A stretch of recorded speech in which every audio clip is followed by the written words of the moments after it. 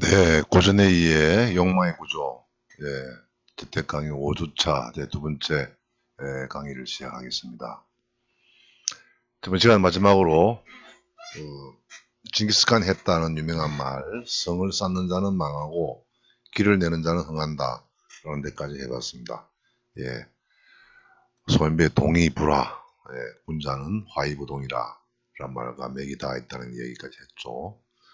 자, 이어서는 지금까지 했던 얘기가 어찌 보자면 너무나 닮아있기 때문에 닮아있는 주체 더블 짝패들의 갈등 때문에 겉으로는 좋아 보이고 화목한 듯 하지만 안으로는 서로 숨은 원한 크스탕띠망으로서 그러다가 어느 순간에 그것이 이제 불화로 분쟁으로 꽃을 피우는 발화되는 이야기를 했습니다. 잠시 했지만 셰익스피어의 위대한 작가처럼 인만큼 사람들 관계의 그런 묘한 속성을 파악해서 셰익스피어의 여러 작품들을 한마디로 정의내리면 지라를 의하면 이런 식입니다. 친구가 되는 조건과 적이 되는 조건은 다르지 않다 라는 말로 묶어낼 수가 있다고 생각합니다. 여러분 주변을 둘러보세요. 친구가 되는 조건들 여러모로 닮은 게 많은 거죠. 근데 적은 보세요. 많이 다릅니까? 친구가 되는 조건과 적이 되는 조건은 다르지 않다. 둘 다가 같이 소련도 미국도 석유를 필요로 하기 때문에 아프가니스탄 혹은 이라크를 그만큼 중요한 그 지점이 되어가지고 양국이 다 지금의 러시아도 마찬가지겠죠. 깊이 들여다보면은 결국은 둘 다가 똑같은 걸 목표로 하고 있기 때문에 즉 닮아있기 때문에 갈등을 빚고 분쟁을 하고 겪게 하는 전쟁에까지 이르게 된다라고 말할 수가 있을 겁니다. 네. 너무 같아지는 것, 성 쌓고 같은 사람끼리만 모이면 안에서 분쟁이 납니다. 성 내에서 결국은 둘도 없는 가까운 사이라고 여기지만 바로 그 안에서 어쩌면 더 큰 분쟁이 씨앗이 싹이 트고 있다는 걸 우리는 미리 헤아릴 줄 알아야 될 것 같습니다. 자, 이어서 오늘은 우리들은 항상 우리 모델을 쫓아서 모방을 하는데요. 우리와 모델 관계가 항상 원만할까? 어느덧 이제 우리가 예수님을 모방하고 충무공 이순신을 모방하는 단계가 아니라 우리 가까이 있는 접할 수 있는 만날 수 있는 모델들을 우리가 모방할 때 생겨나는 여러 가지 문제점들을 한번 들어가다 보기로 합시다. 자, 주체와 모델이죠. 우리와 우리 욕망의 모델들 같은 말입니다. 대상, 오브젝트, 우리가 욕망의 대상입니다. 옷이든 어떤 지위든 어떤 사람이든 을 향한 돌진이라 했습니까? 향해서 뛰어가는 것. 어떤 대상을 향한 우리 욕망이죠. 근본으로 파헤치면 결국은 모델을 향한 돌진입니다. 의미심장한 말이라겠습니다. 우리는 어떤 물건, 구체적으로 뭐라 할까, 어떤 시계, 어떤 모델, 명이 붙어 있는, 실은 알고 보면은 그 시계를 내가 좋아하는 어떤 그 모델 역할을 하고 있는 사람, 연예인이든, BTS든, 아니면 누굽니까? 요즘 제일 인기 있는 연예인이라고 합시다. 그 사람이 그 시계를 차고 있었던지, 아니면 옷이라도, 그 사람 자동차. 나는 그 자동차가 좋다고 자동차에 돌진하고 뛰어가지만, 궁극적으로 보면 그 자동차를 몰고 있던, 선전했던 내가 좋아하는 그 모델, 그 연예인을 향해서 뛰어간 거죠, 결국은. 그러다가 나는 여전히 그 중개자 역할을 하는 A라는 모델을 되고 싶습니다. 궁극적으로는 그 사람처럼 행복하게, 그 사람은 행복한 사람이라고 우리가 느끼고 있는, 관념적으로 느끼고 있죠. 그 모델은. 그런데 가면 갈수록 나의 욕망의 실현이 가로막힙니다. 누구에 의해서? 바로 그 모델, 즉 중개자 역할을 한 그 모델에 의해서. 그러면 알게 모르게 우리 스스로는 야, 저 중개자, 저 모델은 나를 미워하나 보다. 나를 싫어하나 보다. 라고 느끼게 되겠죠. 하나, 둘, 세 번 계속 그렇게 욕망의 실현이 가로막히게 되는 순간 그게 쌓이다 보면 적대감을 갖고 있다고 생각합니다.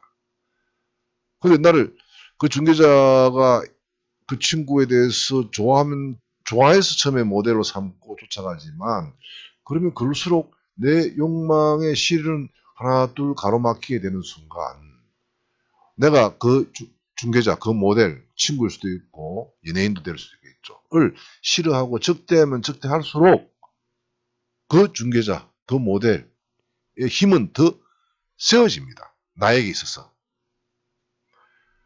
그러면 우리들은 이 욕망의 주체는 그 모델이 나에 비하면 엄청 뛰어난 존재, 우월한 존재이구나. 그래서 나를 자기의 같은 동료로, 제자로 받아들이지 않는다고 단단히 믿게 됩니다. 내 스스로가 그 주체 자기 내면에서만 그렇게 믿는 거죠. 점차 아까 봤다시피 짝패들이 소인 동입을 같이 지내다가 화합을 못하게 되는 그 계기를 하나 둘 이제 진척 상황이 나오고 있는 중입니다. 자, 이럴 때 우리들은 그 모델에 대해서 아주 묘한 상반된 감정을 느낍니다. 하나는 아주 순종적인 존경심을 드러냅니다. 나에게는 없는 뛰어난 어떤 능력을 가진 존재이죠. 진짜 말 잘 듣는 존경심입니다. 동시에 안으로는 강렬한 원한을 갖습니다. 그 쌍띠망이죠. 상반된 두 가지 감정. 그게 바로 정오의 핵심이랍니다. 어찌 보면 우리의 욕망을 가르쳐주고 암시해주고는 그 욕망을 실현을 가로막고 충족시키지 못하게 방해하는 존재가 진짜 정오의 대상이 될 수 있겠죠. 그런데 우리들은 내가 정오하면서도 내 자신이 정오를 감추고 있습니다. 그러다 보니까 본인 스스로 생각할 때 제일 처음에는 자기 스스로를 정오합니다. 여러분 생각해 보세요. 남을 미워해 본 사람은 알 겁니다. 남을 미워하기 이전에 자기 스스로를 미워했습니다. 나는 왜 저 사람처럼 못할까? 능력이 없나 봐. 내가 싫습니다. 내가 나를 싫어해야만 내가 남을 싫어할 수가 있겠죠. 어쩌면 그 싸움에 분쟁이 극렬해가지고 서로 이제 말다툼이 오가고 욕설도 오가고 그러다가 주먹이 오가고 막 그런 식으로 이제 변해갈 때 전개될 텐데 욕설을 행할 때 순간을 한번 생각해 보세요. 마음속에서는 원한이 있었지만 겉으로는 표현 안 했기 때문에 내 안에만 있던 건데요. 내 안에만 있다는 말은 내가 내 스스로가 그 원한의 감정을 감추고 있어야지. 즉 긴장을 늦추지 않고 안에서 당기고 있었습니다. 여러분 스스로가 저 친구에 대해서 좋은 점 나쁜 점도 있지만 나쁜 점에 대해서 내가 지적은 하고 싶은 마음은 있지만 그것도 표현 안 한다는 말은 내가 그런 생각 혹은 그런 말 그런 지적 사항들을 내가 당기고 있죠. 밖으로 못 나가게. 그러다가 그 긴장이랄까요? 그 텐션 당기고 있던 걸 자제해야 합니까? 제어하다가 마지막에 내가 나를 놓아버리는 거죠. 그게 입 밖으로 나오는 게 욕설로 나오겠죠. 그렇지 않습니까? 드디어 이제 욕설이랑 욕을 통해서 상대에 대해서 친구에 대해서 내 숨어있던 원한의 감정을 드러내는 순간 이제 마찬가지로 자기를 증오하다가 이제 상대에 대한 증오를 이제 드러내는 거죠. 이렇게 되는 순간 우리들은 그 모델인 타인 친구에게서 처음에는 그 친구 때문에 어떤 물건을 갖고 싶어하고 또 같은 뭐 취미생활 나도 따라서 같이 하고 그때마다 모델이 되는 그 역할이었는데 불구하고 이제는 내가 실현하려는 욕망을 가로막는 장애물로만 보려고 합니다. 사사건건 그 친구는 나를 하는 일을 가로막는 존재야 라고 여기게 된다는 거죠. 알고 보면 내가 그걸 하고 싶어 하는 것 자체가 출발점이 바로 그 친구, 그 모델에게서 출발했지만 그 모델이었다는 걸 깡그리 잊어버리고 장애물로만 보려 합니다. 이렇게 되면 뭡니까? 모델이 처음에는 모델로서 나의 욕망을 가르쳐주는, 암시해주는 존재이지만 뒤에 가서는 부차적으로 생겨난 장애물이라는 역할이 더 전면으로 나옵니다. 그 친구는 사사건건 나의 욕망 실현을 가로막는 장애물일 뿐이지 전혀 나의 욕망을 가르쳐준 존재라는 사실은 깡그리 잊어버리게 됩니다. 원래 했던 그 역할, 모델이라는 역할은 사라지고 남아있는 건 처음부터 끝까지 그냥 장애물, 옵스타클입니다. 나의 욕망을 가로막는 존재로만 보게 됩니다. 이런 식으로 변해가는 거죠. 또 더 나아가면은 차차 어떻게 깊어집니다. 이래 되는 순간 주체, 우리들이죠. 내가 그 상대를 모방했다는 걸 감추려고 합니다. 그러다 보니까 어떻게 될까요? 그 자기 욕망에 생겨나게 논리적이나 시간적인 순서를 도취시킵니다.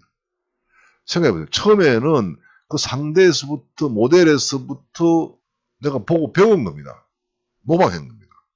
근데 이제 와서는 아니야. 내가, 즉, 주체가 그 모델인 상대방보다도 그 모델을 두고 경쟁자로만 보고 있습니다. 이제는 아까 앞서 봤다시피 사사건건 장애물이고 나랑 같이 동등하게 경쟁하는 사람이라 경쟁자 욕망보다 내가 먼저 내 욕망이 먼저 생겨났다고 주장하게 됩니다.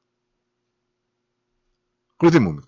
내가 먼저 저 무슨 과에 이 학생을 사귀고자 하는데 중간에 이 친구가 들어와가지고 가로채 갔어. 이런 유명한 흔히 보는 삼각관계 같을 때 대부분의 경우는 각자는 항상 자기가 먼저였다고 주장하고 있죠. 내가 먼저 이 물건을 사려고 했는데 두 친구가 뒤에 나타났는데도 내 걸 싹 뺏어갔다. 라는 식으로. 근데 알고 보면은 내가 그 옷, 그 물건을 사고 싶은 마음이 생긴 건 그 친구가 그 물건에 대해서 얘기하는 거 듣고서 아 맞아. 저 모델이 저 친구가 좋아할 만한 정도면 아 그 물건은 진짜 좋은가 보다 해가지고 내가 살려고 쫓아갔으면서도 실은 내가 먼저 욕망이 있었던 것처럼 주장하게 되는 거죠. 그래서 항상 이렇게 분쟁하는 사람들 말을 들어보면은 경쟁의 책임은 자기에게 절대 있지 않습니다. 항상 타인에게, 모델에게 있습니다. 언제나 은밀한 욕망의 대상이었음에도 불구하고 이 모델에게서 나온 것은 다 폄하됩니다. 그래서 자 이렇게 경쟁이 되는 순간 이 경쟁자에 나온 것은 전부 다가 다 가치 없는 것으로 일관성 있게 그냥 막 줄기차게 폄하합니다. 예. 매주로 장을 담근다 하더라도 믿지 않습니다. 부정하고 싶어 합니다. 이렇게 되니까 이제는 그 타인인 모델은 교묘하게도 악마 같은 적으로 변하고 맙니다. 처음에는 나의 모델이었던 가까운 사이의 모델, 즉 내적 중개의 모델, 짝패. 이러다가 아까 친구가 적이 되는 조건이 같다라는 게 섹스피어 그거의 한마디로 정의 내릴 수 있다는 게 그 말을 했는데요. 그 친구 사이가 이런 식으로 우여곡절을 겪다 보니까 마지막에 적이 되고 마는 거죠. 그리고 그 친구에서 나온 것은 모두 일관성 있게 폄하됩니다. 부정되고. 다른 친구가 그거 했다면 잘했네 하다가도 똑같은 일인데도 행동인데도 내 옆에 있던 그 친구 행동에 대해서는 직접 하지 않았을걸? 누가 도와줬겠지? 등등으로 가능한 한 그 친구를 깎아내리려고 애를 쓰고 있는 우리들의 습관적인 행동을 돌아보게 될 것 같습니다. 자, 이런 때는 순간 바로 경쟁에 들어간 겁니다. 강조하지만 경쟁은 다음에 알다시피 동일한 것을 서로 욕망할 때 생겨나는 게 경쟁이겠죠. 자, 우리가 그 모델을 모방하는 만큼 모델도 우리를 모방하는 게 흔합니다. 요즘 현대사회에서. 즉 상호 모방이 그렇죠. 내가 친구 모방하지만 친구도 나를 모방합니다. 근데 문제는 모방 사실을 대부분 다 감추고 있죠. 그 감추는 계기랄까요? 그 원인이 낭만주의가 뿌려놓았던 신화 같은 것, 즉 인간은 자율적인 존재다 하는 그 신화적인 실질은 아닌데도 불구하고 예, 마치 모든 개인들이 자기 자율적으로만 욕망하는 것처럼 그게 유포되고 하다 보니까 내가 모방하는 것은 부끄러움이 되겠죠. 그래서라도 모방을 감추게 됩니다. 그런 관계가 바로 짝패 관계라고 했습니다. 경쟁이 뜨거워지면서 희한한 게요. 처음은 경쟁은 어떤 욕망 대상 때문에 시작되겠죠. 어떤 사람을 두고서 서로 사귀려고 한다든지 물건을 두고서 아니면 어떤 지위를 두고서 어떤 자리를 두고서 그러다가 경쟁이 뜨거워지고 나면 그 다음 단계 보세요. 욕망의 대상, 처음에 욕망의 쟁점이겠죠. 왜 둘이 싸웁니까? 어떤 자리를 두고서 아니면 어떤 이성의 친구를 두고서. 그런데 경쟁이 아주 열려지면은 욕망의 대상이었던 원래 쟁점인 것은 사라집니다. 남아있는 건 뭘까요? 경쟁자를 이겨야겠다는 것. 대상 획득이 아니라 상대방한테 이기는 것으로 바뀌고 말합니다. 즉 경쟁 자체에서 승리가 최종 목표이지 처음에 출발했던 경쟁의 대상물이었던 어떤 물건이든 어떤 지위든 아니면 뭐 연인이든 그거는 뒷전으로 물러나고 만다는 겁니다. 여러분들 경험이 있죠? 예, 그걸 두고 예, 또 달리 설명하면 그러면 대상은 별 의미도 없는 것입니다. 없는 것이 되고 만다는 겁니다. 단순한 핑계거리이거나 그런 거죠. 그리 되는 순간 경쟁자들은 갈수록 더 똑같은 사람이 됩니다. 이게 뭐지 안 되노? 잠시만요. 에 따라 가지고 아이고 한동안 녹음이 안 되고 지나갔네요. 죄송합니다. 처음부터 봅시다. 쟁점 실송 이게 쓴가요? 예, 무차별의 위기, 경쟁이 하면 할수록 예, 그 이야기 연속입니다.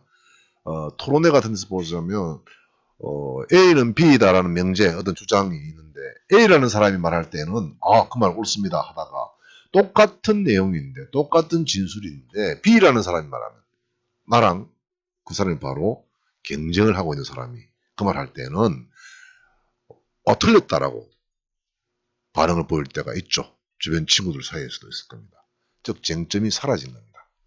남는 건 뭐냐? 그 경쟁자를 이겨야겠다. 그런 것밖에 없기 때문에 그렇게 됩니다. 자, 그렇게 되다 보면은 폭력을 행사하고 마지막 순간에는 이제 주먹이 나오고 물론 말도 폭력이죠. 여하튼 이 폭력적인 행위를 가만히 들여다보면은 전염되고 있습니다. 근데 대부분 폭력이 전염되는 것은 복수의 연순환입니다. 그렇지 않습니까? 아이고 건드리니까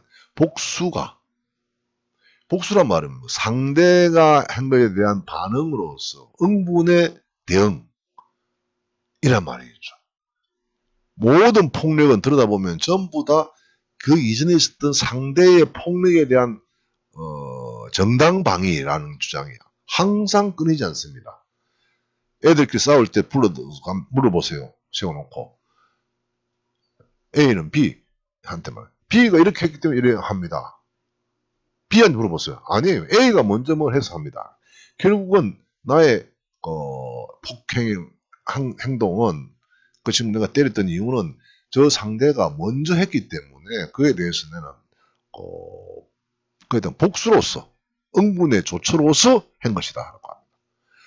끊임없는 그것의 연속으로 한 거죠. 자, 생각해 보세요. 세계 인류 있었던 모든 전쟁치고요. 상대의 불법적인 만행에 대한 어쩔 수 없는 뭐라고 할까요? 반응, 정당 방위를 라고 주장 안 된 전쟁이 있을까요? 없습니다. 그 영향으로서 우리가 확인할 수 있는 게 모든 현대 오늘날의 그 모든 나라들에서 소위 말하는 군인들이 소속되어 있는 정부 부처가 있죠. 예. 군인들 있고 무기가 있고 하는 그 이름을 보세요. 여러분들 군대 가면 어디 소속 국가 공무원이 됩니까? 네, 국방부죠. 거기에는 항상 방어가 들어있습니다. 공격은 절대 없습니다. 오펜스는 없고 디펜스예요. 국가 방위죠. 미국도 마찬가지입니다. 펜타곤, 네. 미니스트 오브 디펜스. 디펜스가 뭡니까? 수비란 말이죠. 상대가 뭐 하니까 그에 대한 뭐라 할까 반응으로서 리스폰스 반응으로서 이걸 하겠다. 넥은 그 정부 부처 이름이 전부 다가 먼저 공격하는 게 아니라 하더라도 그 요새 뭐라 할까요? 방어의 일환으로서 하고 있는 것이지 공격을 위한 공격은 절대 하지 않는다는 게 그런 정부 부처 이름에도 들어 있습니다. 다 복수입니다. 정당방위죠. 똑같습니다. 그건. 너무 닮아 있습니다. 이런 식으로 갈등과 폭력의 진짜 비밀은 바로 모방에서 출발한 욕망 그리고 거기서 나오는 맹렬한 경쟁 때문에 이런 식의 폭력에까지 전쟁에까지 이르게 됐다라고 르네지라는 주장하고 있네요. 또 앞에서 우리 확인했습니다만은 이 모방에 의한 욕망을 하다 보면은 그 때문에 우리 욕망들은 대상이 변형시킵니다. 변형, 변모, 예. 대상에 대한 크기나 가치도 내려야 되죠. 앞에서 확인했죠. 예, 레날 시장이 줄리앙 소레라는 친구가 대단한 줄 알지만 처음에는 100 정도의 가치를 생각했는데 그게 모방에서 출발해가지고 있으면 좋고 없으면 뭐 안 좋지 생각하다가 아니 발르노가 먼저 자기 집에 그걸 들어가면 안 되지.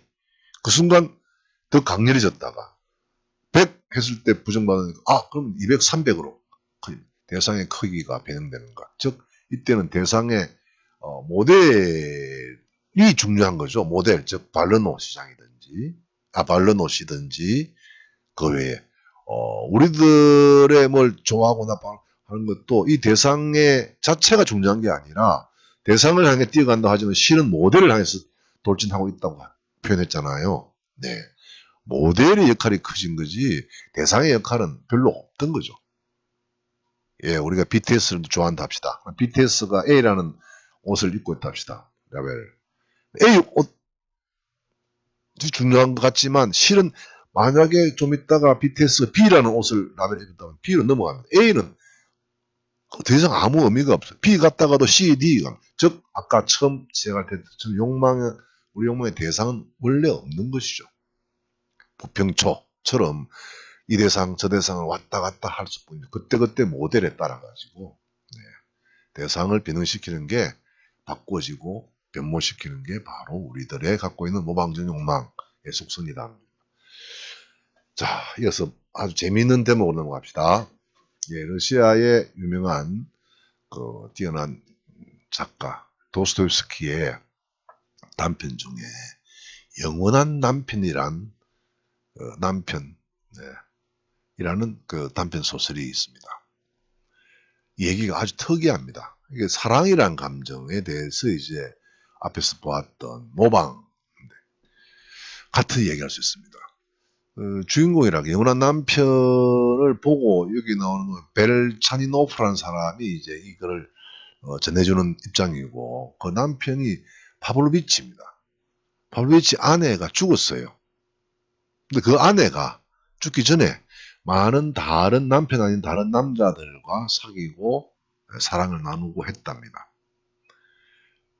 그 뒤에 이 파블로비치도 아내를 사랑했습니다. 자기 아내를. 근데 자, 이 순간 이런 생각해 봅시다. 우리가 어떤 사람을 사랑하는데 그 사랑에 아까 욕망을 변형시키는 게 우리 모방적 욕망이라 했지 않습니까? 사랑도 모방에서 출발할 수 있다. 하고 있다라는 얘기를 이제 여기서 확인할 수 있는데요. 아까 레날 시장이 줄리앙 소레를 자기 집 가정교사로 데리고 갔을 때 처음에 100으로 생각했다가 그게 200, 300으로 될 때 그 대상 때문이었습니까? 아니잖아요. 주변에 타인, 경쟁자라고 볼 수 있는 발르노 씨가 어쩌면 100, 200 제한할지 모른다 때문에 자기가 300이라고 주장하고 데리고 오면서 300 이상의 가치가 있다라고 스스로 느낍니다. 그 대상에 대한 가치 부여를 한 거죠. 파블로비치라는 이 남편은 자기 아내 사랑합니다만 얼마만큼 사랑한지, 이 아내를 묻 남성들이 그만큼 좋아했구나, 옛 애인들을 보면서 알 수 있는 겁니다. 느끼는 겁니다. 아내에 대한 사랑을 자기와 아내, 나와 대상 사이가 아니라 제3자, 그래서 모델 비슷한 역할인 경쟁자라고 볼 수 있는 제3자, 타인을 통해서 확인하는 겁니다. 죽은 아내에 대한 사랑 그리워지면은 내가 아내를 얼마만큼 사랑했더라 모르겠어요. 어느 정도인지. 그러면 애인들을 찾아놨습니다. 그러다가 하나 남은 사람이 지금 이거를 옮기는 벨체노프라는 사람의 화자인데, 찾아가서는 이 사람을 봐야만 자기 아내에 대한 사랑이 싹 트는 거죠. 다시 건배도 하고, 이 남자를 자기 연적이었죠. 알고 보면은 자기의 연적인데도 그 연적 있기 때문에 나와 나의 아내에 대한 사랑을 다시 확인하게 되는 거예요. 아내는 죽고 아내의 예인은 남아 있습니다. 욕망 대상은 더 이상 존재하지 않죠. 아내는 죽고. 하지만 욕망의 모델 혹은 중개자 역할을 하는 베알체노프는 여전히 큰 매력을 갖고 이 영원한 남편에게 작용하고 있습니다. 그리고 몇 년이 지났습니다. 화자 벨체노프가 우연히 여기에서 또 파블로비치를 만나게 되는데, 그게 보니까 혼자가 아닙니다. 이 남편은 영원한 남편이라고 제목이에요. 아내가 또 있는데 죽은 그 아내 대신에 다시 또 새로운 아내죠. 아내 옆에는 그 여자가 아주 매력적인데 또 젊은 군인이 함께 있습니다. 삼자가 돼 있는 거죠. 2인 삼각입니까? 그럼 아까 파블로비치는 자기가 자기 아내에 대한 사랑을 나와 그 아내 둘만으로 확인하기 힘든 거죠. 나 아닌 다른 제3자인 남자가 얼마나 내 아내를 좋아하는지를 보고서 그만한 가치가 있고 나도 그만큼 사랑하지 라고 느끼고 있었다고 짐작할 수 있겠죠. 어쩌면 너무나도 좀 초현실주의 같아 보입니다. 많은 문학작품, 예술작품이라는 것이 그렇죠. 인간의 어떤 드러나지 않는, 그러나 실제는 하는 그런 측면을 크게 강조한다든지 그걸 확대하고 강조해서 우리들에게 내보여주는 거 아니겠습니까? 이런 점에서 도스토옙스키의 뛰어난 그 천재성은 확인할 수 있을 겁니다. 사랑이란 감정도 자연 발생적으로 자율적으로 생겨나는 것들이 아니더라 하는 걸 확인할 수 있겠죠. 이런 사례는 여기에만 있는 게 아닙니다. 사랑이란 감정 뒤에 또 중세 시대 때 썼던 소설, 기사도 소설 같은 데서도 드러나고 있는 내용이 있습니다. 언제 깨달을 때 다시 한번 그런 보기를 하고요. 자, 다음으로는 어쩌면 이게 제일 먼저 추봐야 되는 건데 이제 와서 이제 그 속살이 이제 내면이 드러난다고 봅니다. 사람들은 서로에게 신으로 비친다라는 제목으로 얘기를 이제 할 수 있을 겁니다. 왜 우리들은 타인을 모방할까요? 물론 모방 자체는 앞에서 확인했다시피 거울 뉴린이란 우리 뇌 속에 있는 눈에 보이는 걸 그대로 똑같이 이제 공감도 하고 한다는 면도 있습니다만은 좀 다른 측면에서 보자면 우리는 주하러 선생이 분석하기로는 우리 모방한다는 건 소유 측면에서 외관의 보스 얘기하지만 실은 우리 모두 원하는 건 존재가 소유가 아닌 존재가 변하기를 바라는 겁니다. 아니 그 이전에 이런 얘기부터 해야 되겠네요. 자 여러분들 잠시 한번 생각합시다. 여러분들 모두 다가 자기의 지금 현재에 만족하고 있습니까? 100% 만족하고 100% 행복합니까? 아마 아닐 겁니다. 자 그렇다면 우리 말고 우리보다 앞섰던 전 시대 이전 사람 중에서 자기 존재의 삶을 100% 만족하고 100% 행복하고 있던 사람이 있었을까요? 모르겠죠. 그럼 이후에는 있을까요? 미래의 어느 날에는? 네, 없을 것 같아요. 없습니다. 정확히 말하면. 우리는 그런 존재입니다. 인간이란 존재는. 모든 사람들은 자기 자신을 절대 100% 만족하지 못하는 존재들입니다. 그에 비해서 나 아닌 다른 사람들은 어느 영역에 있어서 나는 이건 참 안 좋은데 옆에서 보면 저 친구는 참 괜찮아. 만족해 있고 완벽하고 나는 여러분 스스로 생각할 때 여러분은 어제 다르고 오늘 다르죠. 아침 다르고 저녁 다르죠. 일관성도 없죠. 완벽은커녕 하루마저도 제대로 수밀관하게 논리적으로 행동도 하지 않는 나는 참 알다가도 모를 존재고 그런데 하지만 주변 친구는 보면 딱 계획대로 세워서 할 것 하고 안 한다는 건 안 하고 뭘 제대로 바른 생활을 하고 있는 것 같잖아요. 그렇지 않습니까?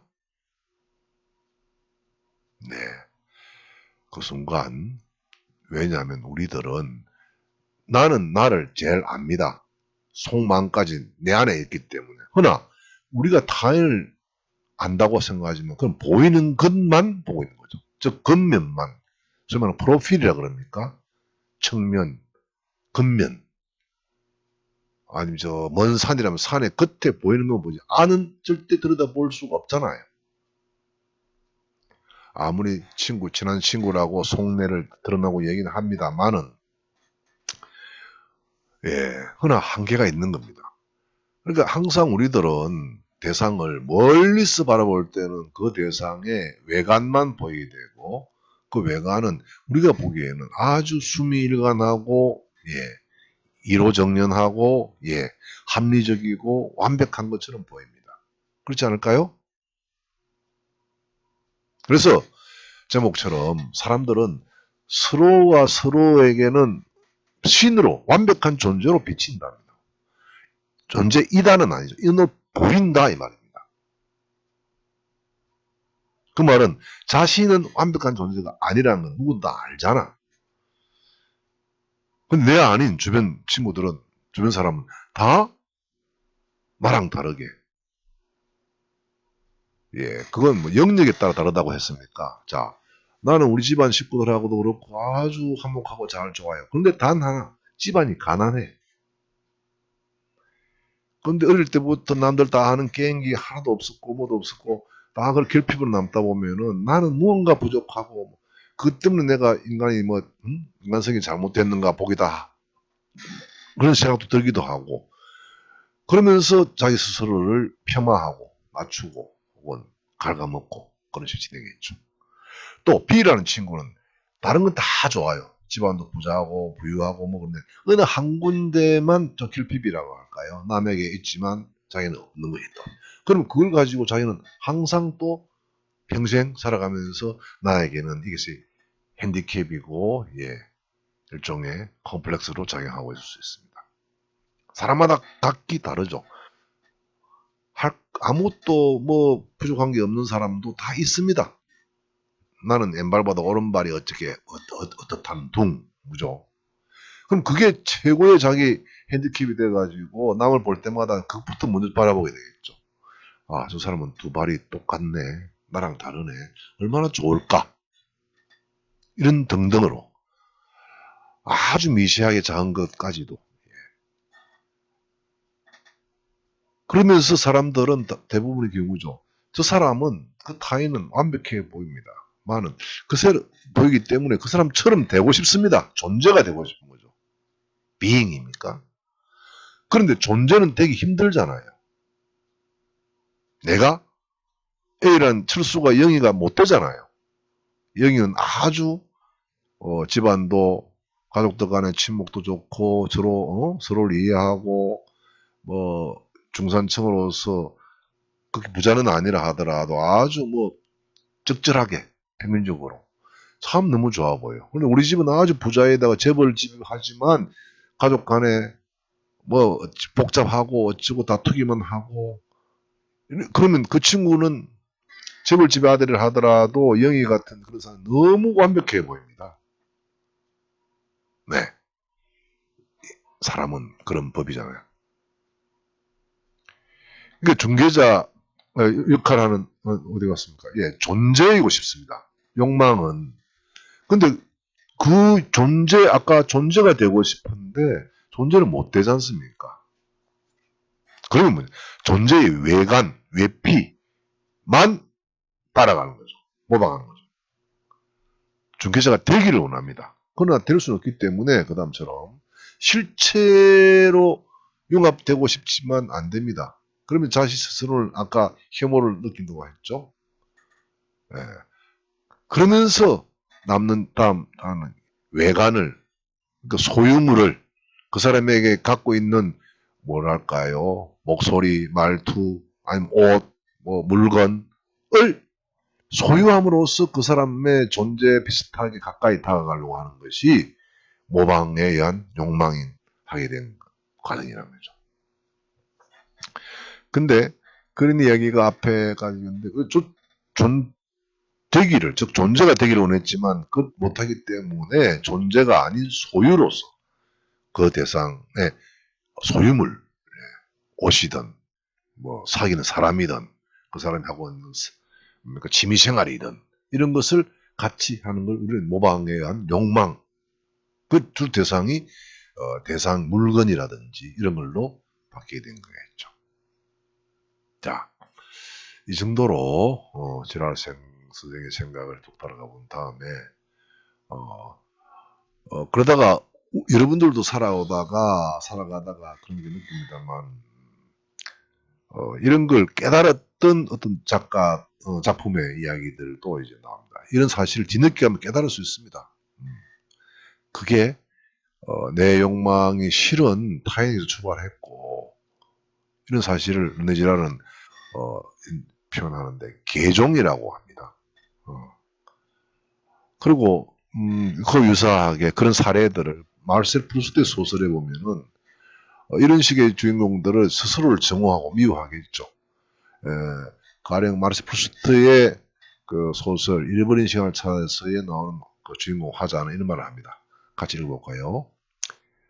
어떤 때는 나 자신이 아닌 모든 것, 대지 위에 있는 존재하는 모든 것들이 내게는 나보다 다 귀중하고 중요하며 더 현실적인 실존에 부여받은 것처럼 보였다. 이 말의 핵심은 나를 제외한 모든 것은 나보다 다 뛰어나고 낫다는 겁니다. 사람뿐만 아니라 돼지든 자연물이든 서 있는 전봇대든 날아가는 저 구름도 다 있을 만한 자리에 있고 근데 나는 무언가 어색하고 이 세상에 인내로 존재하는 것 같기도 하고 좀 이런 식의 자괴감이랄까요. 저는 강의 시간에 이런 얘기합니다. 이런 순간이 많이 느껴보는 게 여러분들 나이 때 20대 청춘 때가 아닐까. 물론 이건 괴로운 상황입니다. 힘든 상황입니다. 많은 이런 상황을 견디고 버티고 혹은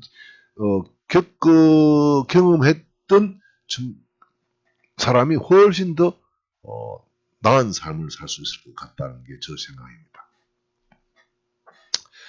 이런 자기 혐오에 빠져있는 이런 상황일 때를 겪게 됩니다.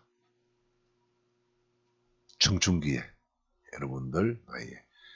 그렇다고 해서 이런 상황이 왔을 때 나만 왜 이럴까? 나는 정말 무능한 존재인가 보다. 그런 생각도 들겠지만 거기에 함몰은 되어서는 안 되겠죠. 나만 그런 게 절대 아니라는 거예요. 그걸 얘기해 주는 게 위대한 소설들이고 그런 소설들일수록 좋은 소설, 성장 소설입니다. 주인공은 대부분 20대 여러분들 나이입니다. 세계 명작 소설 보세요. 다 여러분들 시절을 얘기하고 있습니다. 예, 그걸 통과하는 것이죠. 자, 그러면서 왜 스스로를 혐오할까? 그건 바깥에서 온 약속을 거짓 약속을 믿기 때문에 그건 바로 행위상학적 자율성입니다. 자율성, 완벽하다는 거죠. 내 안에서 모두 출발하고 내가 경험해서 내가 판단해서 내가 뭐 한다. 네. 우리 자율적 욕망 이야기했습니다. 제일 처음에. 그런 약속을 믿어왔기 때문에 나는 그러지 못하거든요. 누구든지. 그러니까 스스로를 혐오한다 그럽니다. 알고 보면 남들도 다 그렇게 못해요. 자율적이지 않아. 그런 거짓된 상황 속에 그래서 낭만적 거짓이라고 은혜지라로 선생님은 책 제목을 정했잖아요. 이런 거짓 혹은 신화 속에 잊혀졌기 때문에 우리들은 자기 자신을 싫어하고 끌어하고 하고 있는 거지. 자기 비하하고 있고. 특히 젊은이들이. 이런 행위상학적인 자율성이라는 것은 있지도 않고 있을 수도 없는 것일 텐데. 예. 이런 사람은 공통적입니다. 고독해지고 쓰라리고. 자, 그래서 이런 이야기합니다. 무슨 까닭으로 사람들은 자신의 고통을 나누어 가짐으로써 드러내지 못하는 것일까? 왜 모든 사람 진실이 각 개인의 의식에 깊이 묻혀 있는 것일까? 자, 이런 누구나 다 느낍니다. 여러분들 나이 때 다 나는 무능하고 어떻게 부조리하고 합리적이지 못하고 각 개인의 의식에만 묻혀 있는 것이죠. 남들과 교류하지 못했다는 이야기죠. 각 개인은 이런 거짓된 약속이 거짓이라는 것을 알아차리지만 그걸 보편화하지 못, 남과 교류하지 못한 거죠. 자기 혼자만 신의 유산을 물려받지 못했다고 생각하고 그 자기 불행을 감추려고만 했습니다. 도스토옙스키의 지하생활자의 숙이라는 소설 속에서도 나는 그것에 가난한 다른 사람들도 마찬가지라는 사실을 알지 못했답니다. 그리고 일생 동안 나만의 비밀로 숨겨왔노라. 지하생활자의 숙에서 어쩌면 지금 우리가 갖고 있는 개인의 비밀이고 개인의 고통스러운 건 이 지하생활자의 수기의 주인공이 하는 이 말을 그대로 대입해 봅시다. 난 다른 사람들도 마찬가지 사실을 알지 못했다. 그러다 보니까 그것은 나의 부끄러움, 나의 단점이라 생각해서 평생 비밀로 숨겨왔다. 자, 그래서 지라할 선생은 대단한 다음과 지적을 하고 있습니다. 오늘날 사람들은 큰 소리로 같이 읽어봅시다. 현대인은 모두 타인들에게는 왕자이며 자신에게는 사생아가 아니겠는가. 남이 보면 나는 왕자로 보입니다. 근데 그 남은 왕자로 보지만 나는 나를 볼 때 사생아, 아주 불운한 자겠죠. 거지라고 해야 됩니다. 왕자와 거지니까. 그래서 다음 같은 진짜 대단한 영감 어린 지라르 선생의 결론 같은 이야기입니다. 큰 소리로 딱 읽읍시다. 모든 사람은 자신만이 홀로 지옥에 있다고 생각한다. 바로 그 생각이 지옥이다.